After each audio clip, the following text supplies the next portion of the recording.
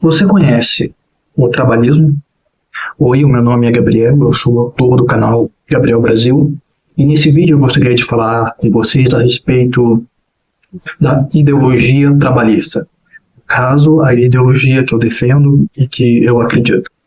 Eu vou dividir esse vídeo em algumas partes, fazer um pequeno resumo, né, falando a respeito da origem do trabalhismo, um pouco da sua história, princípios fundamentais e figuras históricas ligadas, né, a essa ideologia, além de algumas diferenciações entre o trabalhismo e outras correntes políticas como o comunismo, o marxismo, enfim.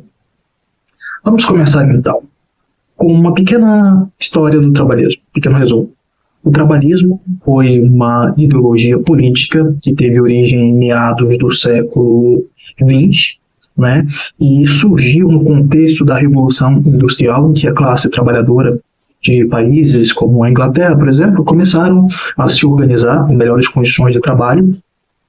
E no Brasil, essa ideologia foi trazida para cá pelo trabalho de um intelectual gaúcho ligado à Igreja Católica chamado Alberto Pasqualini. Ele sempre intelectual, com essa influência da doutrina social cristã ligada ao cristianismo, à Igreja Católica, enfim. Alberto Pasqualini desenvolveu uma doutrina com um foco bem grande na luta contra a desigualdade, melhoria na educação, em serviços públicos, redução da pobreza, enfim. Esses seriam os princípios do trabalhismo clássico, uma defesa da valorização do emprego, e Alberto Pasqualini seria o pioneiro nesse sentido. Depois dele, existiu Getúlio Vargas, que é, no caso, a principal figura histórica ligada ao trabalhismo, e que, por meio da Revolução de 30, ele conseguiu adotar diversas políticas baseadas no princípio dos ideais trabalhistas. Como, por exemplo, temos a industrialização. Foi Getúlio que começou a trazer a indústria de base para o Brasil, a consolidação das leis de trabalho. Foi ele que iniciou as primeiras leis de garantias e direitos aos trabalhadores, como, por exemplo, o salário mínimo, as férias remuneradas, licença maternidade, enfim. Depois de Getúlio, temos diversas outras figuras importantes e históricas para o Brasil, como o presidente João Goulart, o Jean, deposto em 1964, de certa forma, o próprio Juscelino Kubitschek, que foi visto como um sucessor de Getúlio. E temos também figuras que foram importantes no pós-64, como, por exemplo, o Leonel Brizola e Darcy Ribeiro. Esses eu falarei um pouco mais adiante. Bom, feito esse resumo do início, eu gostaria de fazer uns comentários sobre a trajetória do trabalhismo durante o século XX. Temos o apogeu de Getúlio Vargas nos anos 30 e a metade dos anos 40, que ele assume como líder do Brasil, com amplos poderes, tanto no governo provisório quanto no governo do Estado Novo, enfim. E nesses governos ele tem a oportunidade de adotar uma série de medidas, né, como eu já falei, e por essas medidas ele se torna famoso e popular na história brasileira até hoje. Depois dele, nós temos uma crise política fortíssima, do qual movimentos e setores militares e civis da sociedade organizavam um golpe, já costuravam um golpe contra parte importante das medidas dele e da sua própria figura. Com o seu suicídio, em 1954, ele atrasa o golpe em 10 anos. Depois desse período, surge Juscelino Kubitschek, que era visto como um sucessor de Getúlio e que continuou muitas das políticas dele. Tanto é que ele, Juscelino, chegou a sofrer uma tentativa de golpe, mas foi detida. E ele tomou posse e governou durante 4 anos. Depois de Juscelino, nós temos Jean. Jean, no caso, foi vice de Juscelino. Depois, no presidente depois dele, ele também foi vice, que no caso seria o Jânio Quadros. Jânio Quadros caiu, ele renunciou à presidência e, institucionalmente, era direito do vice tomar posse como presidente, caso o presidente atual renunciasse, morresse, enfim, como acontece nos dias de hoje. Naquela época, as eleições para vice-presidente e presidente eram separadas, ou seja, Jânio Quadros e Jango eram de ideologias opostas, mas acabaram tomando posse porque assim eram as leis eleitorais naquela época. Bom, acontece todo o movimento de 1964, Jango assume e governa por um período. Nesse período, ele, como um dos principais líderes trabalhistas históricos, tenta adotar uma série de medidas conhecidas como as reformas de base, baseadas no princípio do trabalhismo, mas ele acaba sendo deposto pelo movimento dos civis e militares que acharam um momento favorável para isso em 1964. Essas reformas buscavam melhorias em diversos setores do Brasil.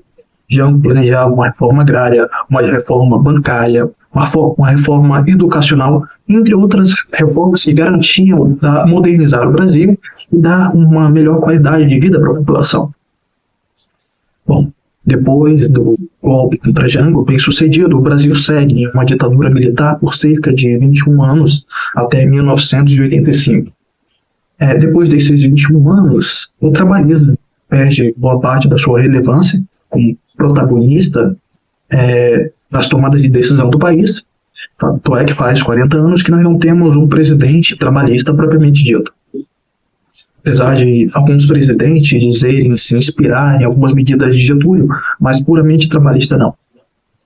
Temos figuras importantes, como a Genel Brizola e Darcy Ribeiro, que eu mencionei, e que tiveram um papel de destaque após o fim da ditadura. Temos, por exemplo, a atuação de Genel Brizola e a sua defesa do princípio trabalhista da defesa da educação. Ele foi governador tanto do Rio de Janeiro quanto do Rio Grande do Sul. E nessas duas oportunidades, ele investiu fortemente na educação, sendo famoso no Rio Grande do Sul pela construção de escolas e pela quantidade de escolas que ele construiu durante a sua época de governador e prefeito de Porto Alegre, e depois como governador do Rio de Janeiro, com o seu projeto mais famoso, que foram os CIEPs, que ele desenvolveu junto a Darcy Ribeiro. O que são os CIEPs? Os CIEPs são, na verdade, grandes colégios, uma boa estrutura, que tem como objetivo dar uma educação completa aos alunos. E em diversos níveis. Temos, por exemplo, nos CIEPs de hoje em dia, professores de esporte. Os CIEPs são colégios de educação integral, eles passam o dia todo lá. Tem diversas fontes de conhecimento, enfim. Alimentação adequada também. Tanto é que, até hoje, os CIEPs são referência e são continuados há 40 anos, mesmo após o fim dos governos de Brizola, como um projeto dos Rio de Janeiro, e eles continuam funcionando.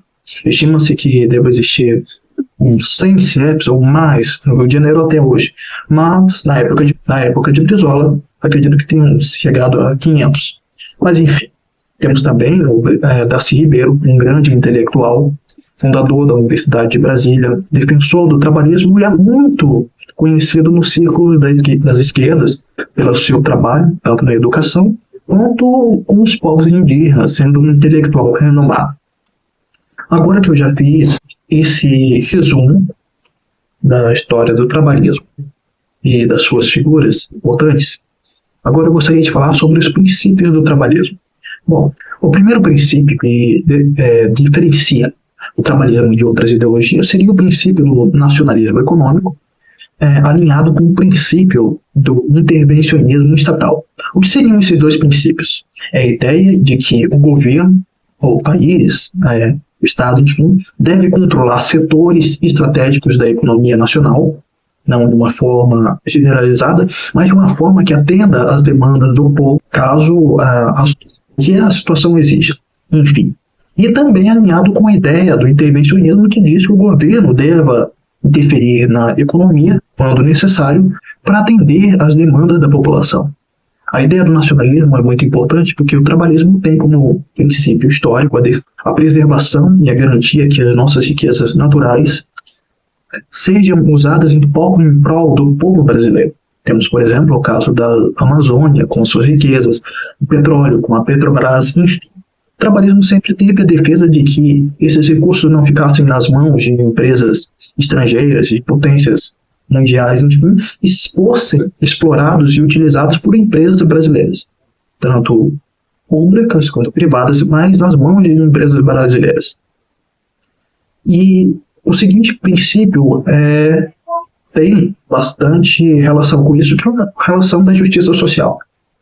Os trabalhistas defendem que os governantes do poder devem adotar políticas públicas com foco na luta contra a desigualdade social e que promovam a educação, a saúde, a segurança, a melhoria nos serviços públicos em geral e também a valorização do trabalho, além dos meios de que a população tenha uma maior participação nas tomadas de decisão, que é a chamada democracia social. Outro princípio, além desse, seria o princípio da valorização trabalhista. Nós, trabalhistas, acreditamos e cremos que os trabalhadores são os agentes centrais do desenvolvimento econômico de qualquer país. E sendo assim, ele deve ser visto com esse papel e nessa posição. E por isso, o Estado tem o dever de garantir os seus direitos e lutar pelos seus interesses. Afinal, os trabalhadores são uma linha de frente dos meios de produção, da economia, em todos os setores, seja nas fábricas, nos serviços, nos campos, enfim. Essa é a posição do trabalhismo, a defesa do trabalhador. E o trabalhismo, como o próprio nome já diz, tem esse enfoque e sempre teve no trabalhismo. Como, por exemplo, o próprio Getúlio Vargas, umas leis de trabalho que o tornaram famoso na nossa história. Bom, agora que eu já falei sobre os princípios, eu gostaria de falar sobre as diferenciações do trabalhismo com outras doutrinas políticas, com foco especial no comunismo e no marxismo. A primeira separação importante, que separa o comunista clássico como Luiz Carlos Prestes, Marighella, Lamarck, e trabalhistas como Vargas, Jango e Brizola. O comunismo, por sua própria natureza e na sua ideia da luta de classes do proletariado contra a burguesia, é internacionalista. E por que é internacionalista? Os conceitos de classe é algo que transcende todas as fronteiras. Afinal, em todos os países do mundo existem os explorados e os exploradores. Por isso, o comunismo historicamente sempre se alinhou e se articulou com movimentos internacionalistas, seja por uniões de trabalhadores, uniões de partidos políticos comunistas espalhados ao redor do mundo. Durante o governo soviético, durante o período da União Soviética, eles foram referência nisso. Eles sempre tiveram em articulação com movimentos, partidos comunistas ao redor do tempo. E no Brasil sempre existiu essa articulação também. Já no caso do trabalhismo, o trabalhismo, no contexto nacional e internacional, sempre esteve voltado mais para as questões internas. Na questão externa, a pauta principal do trabalhismo sempre foi a luta contra o imperialismo, a articulação com os povos de terceiro mundo, né? Claro, com as suas nuances, e a defesa da nossa soberania frente à interferência de potências estrangeiras e a defesa dos nossos recursos naturais contra a exploração desses outros países. Enfim, essa seria uma diferenciação importante dessas duas ideologias, mesmo que alguns contra-argumentem, né, que as diferenças não são tão grandes assim nesse sentido. Bom, uma outra diferença importante seriam os objetivos e a forma como essas duas doutrinas se veem. Vamos começar pelo comunismo. O comunismo em si tem como objetivo, plano, meta e projeto a revolução. Eles acreditam que medidas, reformas, políticas como a que nós trabalhistas defendemos são sim importantes, qualidade de vida da população, mas que elas em si não seriam suficientes para resolver os problemas do povo e do país em geral. Eles acreditam que as próprias contradições do sistema capitalista fariam com que essas medidas, essas reformas, perdessem a força, a validade com o tempo. O que é contrário ao que nós trabalhistas acreditamos. Nós trabalhistas nos vemos como um projeto político e social que, alinhado com o apoio popular, possamos chegar ao poder e elaborar as reformas necessárias para as garantias de trabalho e o bem-estar da população, sem necessariamente um voto de confiança nos poderosos, como muitos comunistas afirmam. Nós sempre nos baseamos no princípio do apoio popular e nas necessidades de modernização e reforma das nossas estruturas e organizações além de entidades democráticas, sem não necessariamente romper um sistema estabelecido num grau e numa escala que os comunistas defendem, ou por meio da forma como eles desejam chegar lá, que seria por meio de uma revolução armada que tomaria o poder, e a partir daí as propriedades e meios de produção seriam tomados pelos trabalhadores e eles se autogerenciariam, como princípios que nós conhecemos. Nós trabalhistas acreditamos que um movimento nessa escala não seria necessário e que, por meio das nossas reformas e medidas, o esclarecimento por parte da população, nós possamos sim atingir garantias para que o povo em si tenha um bem-estar, uma qualidade de vida, sem miséria, sem não necessariamente apelar para um movimento armado de tomada de poder. Essa seria uma das principais diferenças entre essas duas doutrinas. A última diferença entre o comunismo e o trabalhismo seria materialismo versus a influência religiosa no trabalhismo. O comunismo se vê como materialista, ou seja, as nossas vidas, as nossas sociedades são baseados e influenciados pelas condições materiais, ou seja, por aquilo que a gente pode ver, sentir, tocar, ignorando princípios metafísicos, espirituais ou religiosos, e tendo em vista essa visão materialista do mundo. Tanto é que muitos, se não a maior parte dos comunistas, são ateus e não levam em consideração essa influência religiosa. Ao contrário do trabalhismo, que surgiu no Brasil, no contexto católico no Grande do Sul, e teve muitas influências do cristianismo na sua elaboração e nas medidas e nos governantes trabalhistas que nós tivemos, né? Vargas, Pasqualini, que era um intelectual católico, Leonel Brizola, em certa medida. É claro, atualmente existem trabalhistas que têm uma visão mais moderna a respeito do trabalhismo, que não necessariamente segue todos os princípios fundados por Alberto Pasqualini, mas é inegável que o trabalhismo sempre teve essa influência do cristianismo. Tanto é que hoje em dia existem movimentos cristãos dentro do PDT, que é o partido fundado por Leonel Brizola. Dito isso, eu gostaria de concluir o vídeo e fazer uma retrospectiva de tudo que foi falado. Eu falei sobre o princípio do trabalhismo, as figuras históricas como Jango, Vargas, enfim. Falei um pouco a respeito dos princípios e como esses princípios se diferenciam o trabalhismo de outras ideologias, e terminar com uma reflexão e finalizar o vídeo. Bom, como eu falei para vocês no início, o trabalhismo é a doutrina política que eu defendo e que muitas pessoas dos meus círculos sociais e políticos defendem também. E por conta do golpe militar de 1964, o trabalhismo de fato perdeu muita da sua relevância e a sua própria posição de protagonista na tomada de decisão no Brasil. Por isso, muitas pessoas e políticos o consideraram uma ideologia morta durante muito tempo. Bom, eu gostaria de dizer a você, nesse vídeo, que o trabalhismo vive não só por meio de partidos como o PDT, mas por meio de seus movimentos, organizações independentes, novas figuras e lideranças surgindo, que têm sim o desejo de ter um país melhor, mais justo e mais soberano, e enxerga no trabalhismo a forma ideal para que esses objetivos sejam alcançados. São pessoas que, como eu, viram a história do Brasil e buscam retomar o fio da história, que é uma frase muito famosa no trabalhismo, ou seja, voltar a ter sua relevância, ao seu protagonismo, que nunca deveria ter sido tirado, e que as pautas são mais modernas do que nunca. Afinal, o Brasil sofre com uma desindustrialização, tem ataques à nossa soberania, agora mais do que nunca, principalmente com a questão dos Estados Unidos, e com nações e potências estrangeiras com interesse nas riquezas amazônicas, entre muitas outras pautas que permanecem relevantes. Por isso, eu acredito, eu defendo e procuro continuar trabalhando para, assim como essas pessoas, divulgar essa ideologia que tão contribuiu para o país e que pode ser a chave, no que nós acreditamos, para uma transformação radical das estruturas brasileiras, melhoria para a nossa população, de bem-estar para o nosso povo.